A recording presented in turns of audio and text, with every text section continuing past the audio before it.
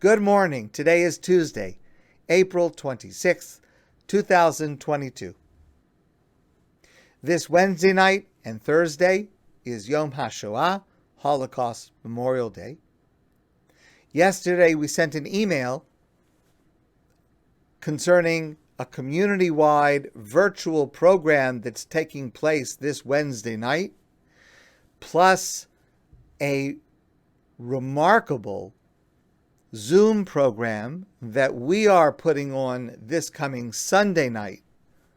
And I urge you to participate in both of these events, as well as other commemorations and events surrounding the Holocaust over the next number of days. If you did not receive that email, please let me know, and I'll be happy to send it to you. We sent out that email yesterday. Yom HaShoah, of course, is observed by a large spectrum of our community. And, as I mentioned, we need to work hard to expand and to continue that wide participation and consciousness going forward. At the same time, on Yom HaShoah, we will not see the entire Jewish community represented and participating. And that's because there are two fundamentally different approaches to memorializing the Holocaust. And these different approaches are reflected in two different dates that are chosen on which to commemorate. Most of the modern Orthodox world, and I would say most of the wider Jewish world, observes Yom HaShoah this week, Wednesday night and Thursday. Emil Fackenheim, famous Jewish philosopher, called it the 614th commandment.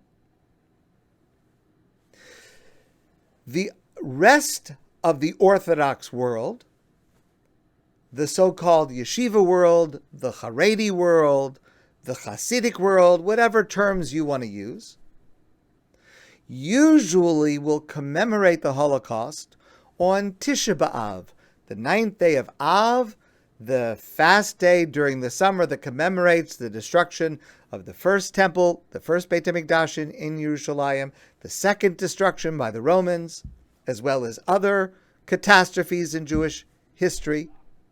Now, this is not a clear split because there is some overlap of observing those two dates, and we at ADATH commemorate both.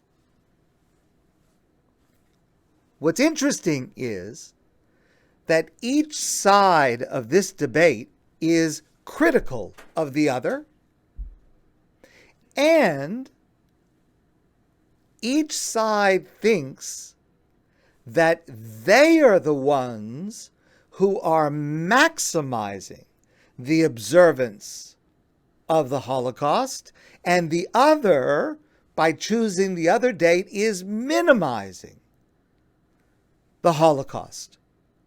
So it's fascinating that there is this debate, and each side thinks that they're doing the best to commemorate while criticizing the other group.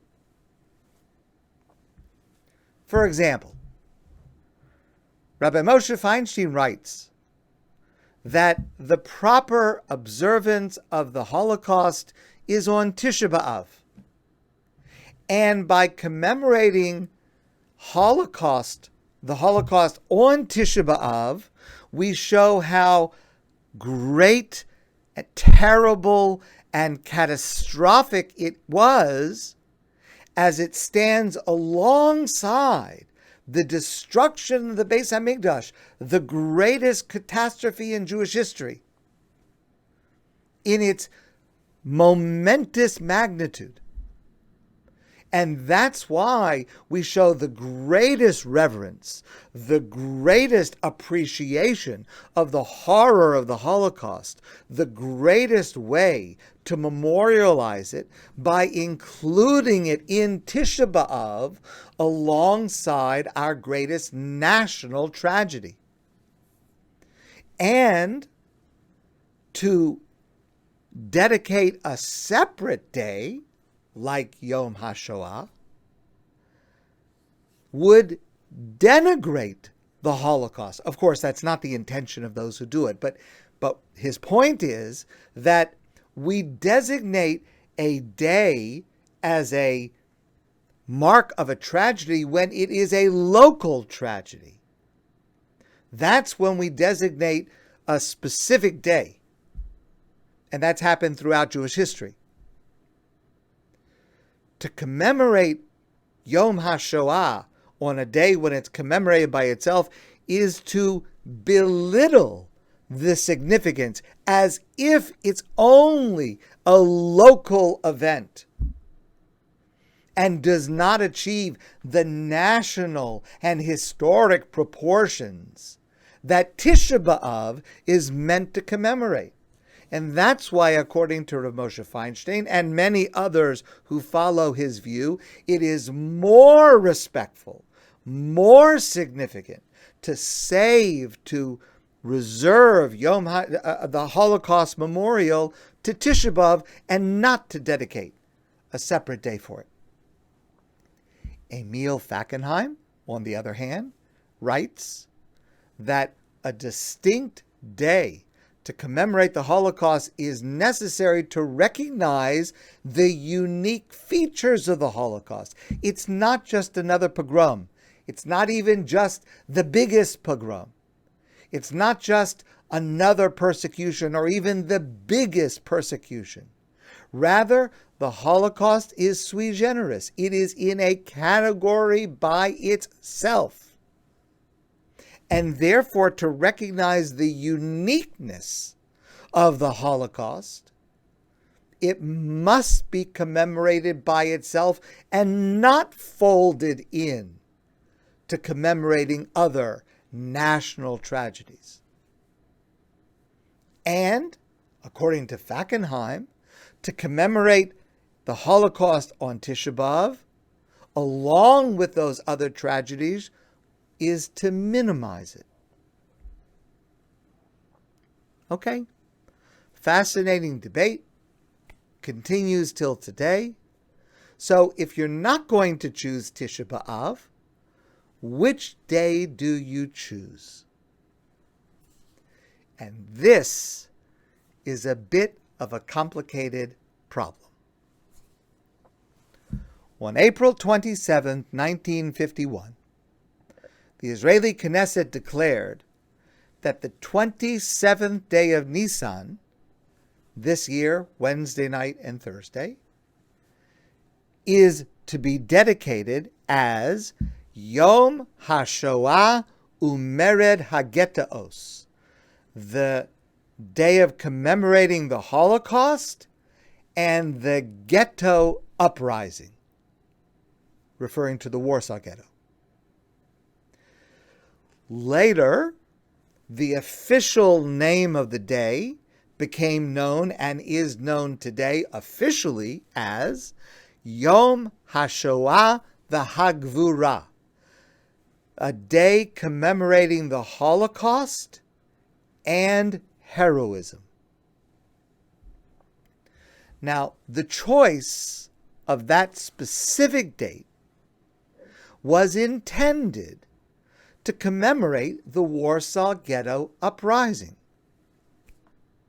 That uprising began on Erev Pesach, the eve of Passover, 1943. Well, clearly, Yom HaShoah could not take place on that date, the eve of Pesach, and therefore the 27th of Nisan, just a few days after the end of Pesach, was a compromise. It was a date during the uprising of the Warsaw Ghetto, a few days after Pesach is over. And for many Jews, that selection is a problem. The first is that this date allows Yom HaShoah to be followed 1 week later by Yom HaAtzmaut, Israel's Independence Day, which also is not coincidental, it was intentional. And that is meant to make the connection between the Holocaust and the State of Israel. And for some, perhaps many Jews, that is a problematic connection for several different reasons: religious, theological, ideological.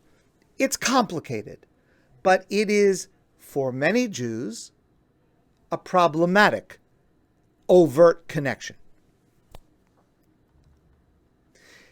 The second problem with choosing this date is that the clear message in choosing this date, and this was verbalized as it was being discussed, is to select the Warsaw Ghetto Uprising as the defining event of the entire Holocaust.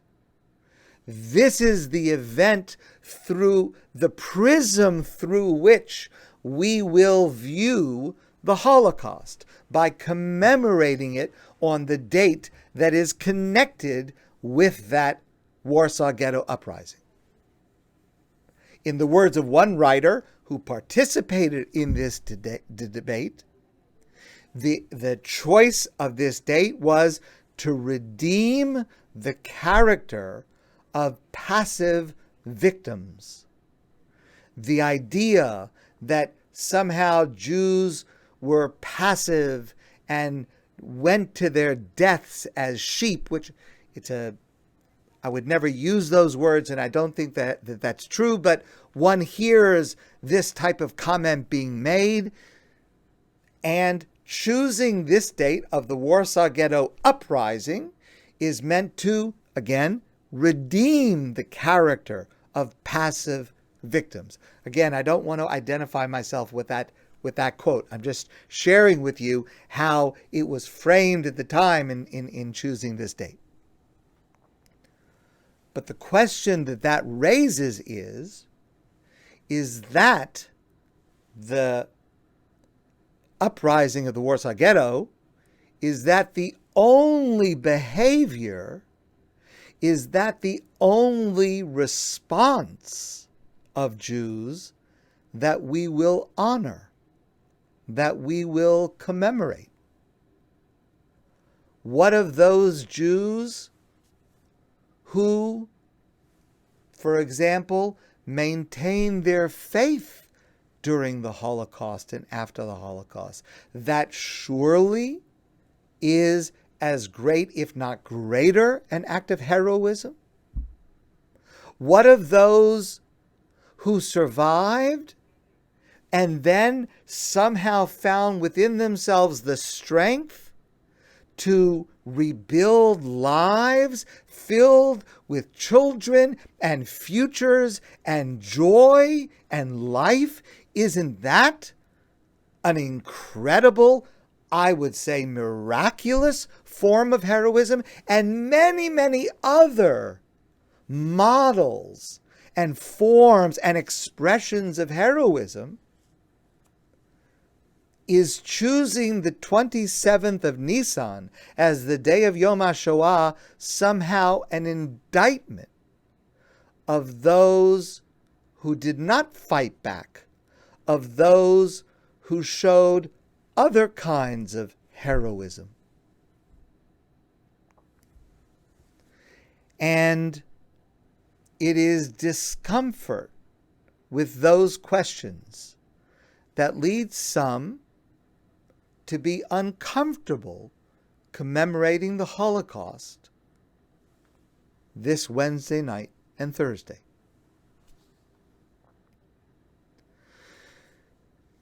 There's no question in my mind that the Warsaw Ghetto Uprising, those who participated, planned, led it, advised it, participated in it, died fighting for it, were unbelievable heroes, as well as other partisans who did fight back. And we now know there were many places when Jews did rise up and did fight back. Often we did not originally have the information because, of course, they were killed. Their courage should inspire all of us forever. And they should be honored and memorialized. And that's why I fully participate in Yom HaShoah, in all of its various commemorations.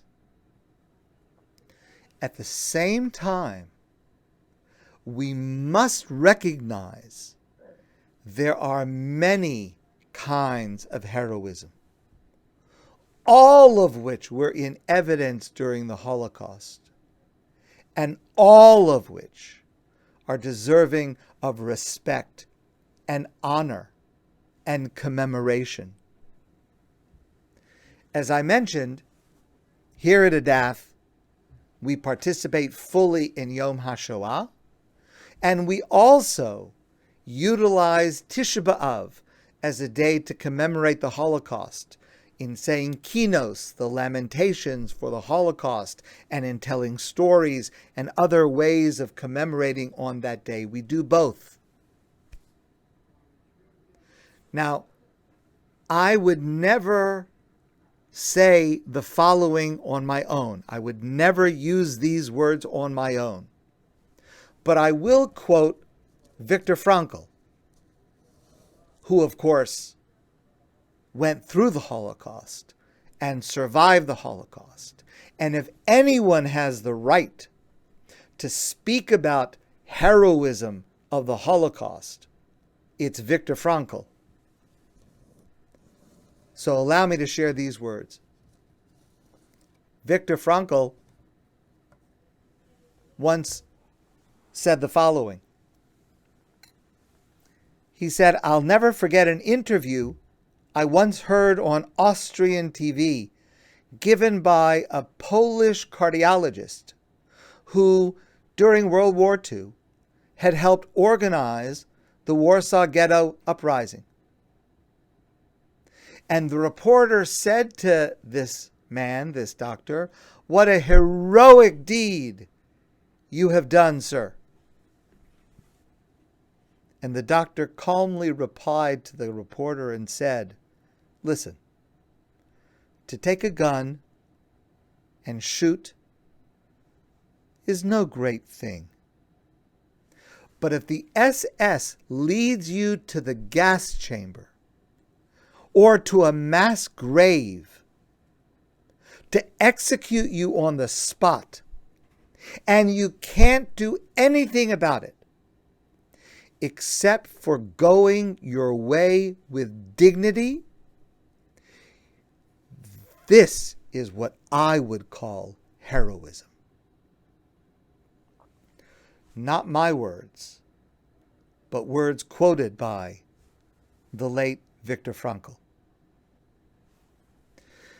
This week, as we commemorate the Holocaust, we honor the memory of those who participated in the Warsaw Ghetto Uprising and other forms of heroic uprising, along with the memory of all of the other heroes of the Holocaust. In all of the forms of heroism, every one of them deserves our honor, our memory, and our undying commemoration. My friends, I want to wish you a great day, and I look forward to seeing all of you soon in person.